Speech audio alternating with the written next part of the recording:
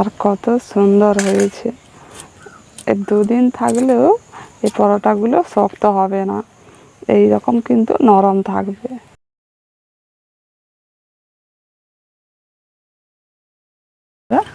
আজ বন্ধুরা আমি জলের ভাপে কাগজের মতো পাতলা পরোটা বানিয়ে দেখাবো।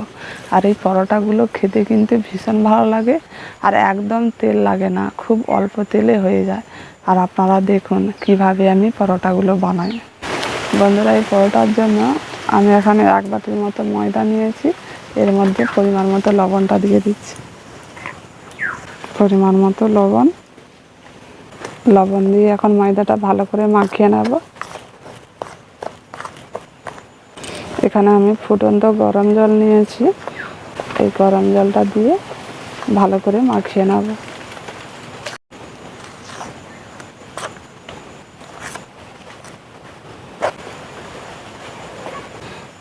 আমি একটা নরম করে ডো তৈরি করে নিয়েছি। এবার এই ডোটাকে আমি ঢাকা দিয়ে কিছুক্ষণ রেখে দিচ্ছি। এখন 10 মিনিট হয়ে গেছে। এবার আমি ডো থেকে লেচিগুলো কেটে নেব। কত সুন্দর নরম আছে, এইরকম নরম করে ডোটা কিন্তু করে নিতে হবে।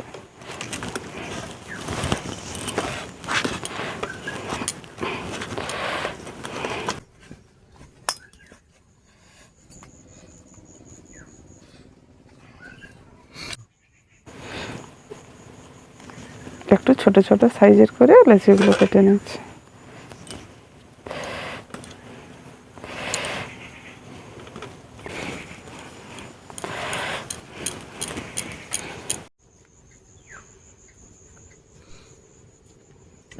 এখন লেচিগুলো কেটে গোল করে নিয়েছি।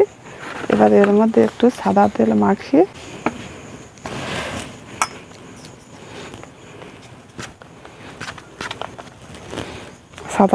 একটু মাখিয়ে নিয়েছি। এবার এই লেচিগুলোকে আবার ঢাকা দিয়ে আবার 10 মিনিটের মতো রেখে দিচ্ছি। 10 মিনিট পর এখন লেচিগুলো বেলে নেব।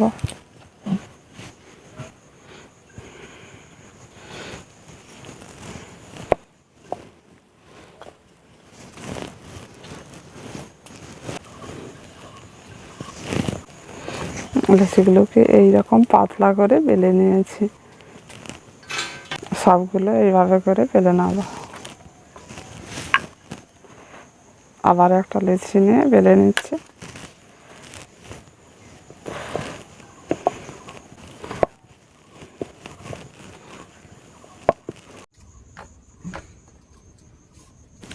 সব রুটিগুলো কিন্তু একই সাইজের করে বেলে নিচ্ছি। এখন সব রুটিগুলো একই সাইজের করে বেলে নিয়েছি। এবার আমি এই একটা রুটির উপর অল্প করে ময়দা দিয়ে দিচ্ছি। এভাবে করে দিয়ে ভালো করে মাখিয়ে নিতে হবে। এবার এই রুটিটার উপর আবার একটা রুটি এইভাবে করে চাপিয়ে দিচ্ছি। আবার এই রুটির উপর অল্প করে ময়দা দিয়ে ভালো করে মাখিয়ে নেব। এবার এর উপরে আবার একটা রুটি কিন্তু চাপিয়ে দিতে হবে। এই রকম করে সব রুটিগুলো আমি সাজিয়ে নেব। আমি কিন্তু প্রত্যেকটিতে অল্প করে ময়দা দিয়ে এখন রুটিগুলো সাজিয়ে নিয়েছি। এর মধ্যে কিন্তু আমি একটুও তেল দেইনি। আগে যা একটু সামান্য তেল মাখিয়ে নিয়েছিলাম, তারপর কিন্তু তেল দেইনি। এবার ময়দা দিয়ে আমি এটা সাজিয়ে নিয়েছি। এবার এটা বেলে নেব। প্রথমে আমি হাত দিয়ে এইভাবে করে একটু চিপে দিচ্ছি। এবার আমি হালকা করে বেলে নিচ্ছি।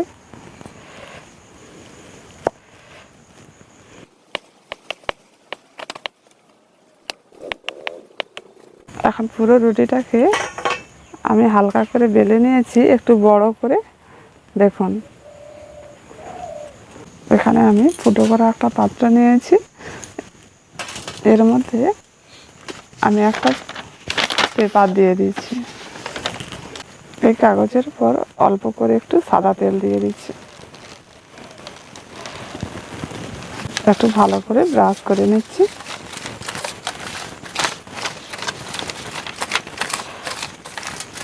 এবার আমি এই সব রুটিগুলো একসঙ্গে এই পাত্রের মধ্যে দিয়ে দিচ্ছি।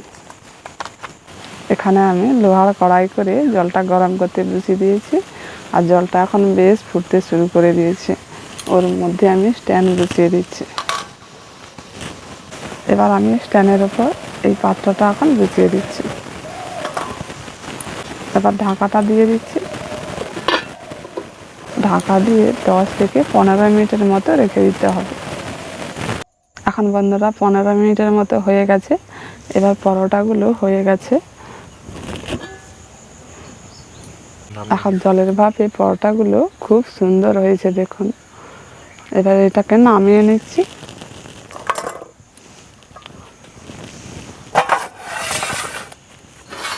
এটা একটু ঠান্ডা করে নিতে হবে।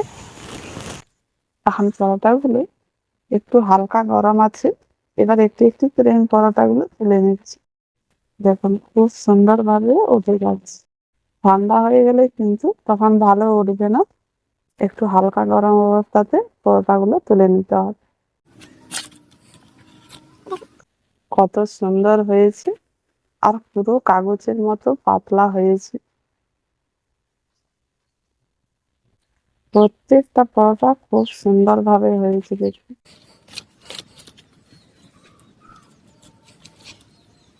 কত সুন্দর পাতলা পরোটাগুলো, পুরো কাগজের মতো হয়েছে।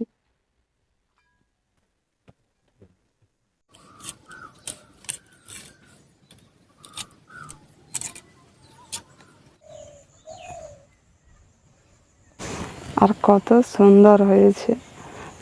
এর 2 দিন থাকলেও এই পরোটাগুলো শক্ত হবে না, এই রকম কিন্তু নরম থাকবে। এভাবে করে পরোটা বানিয়ে খেয়ে দেখবেন, খুব ভালো লাগবে, আর কোনো ভাজার ঝামেলা নেই। আর একবার অন্তত বানাবেন, কেমন লেগেছে কমেন্ট করে জানাবেন। আজকের মতো এখানেই শেষ করছি।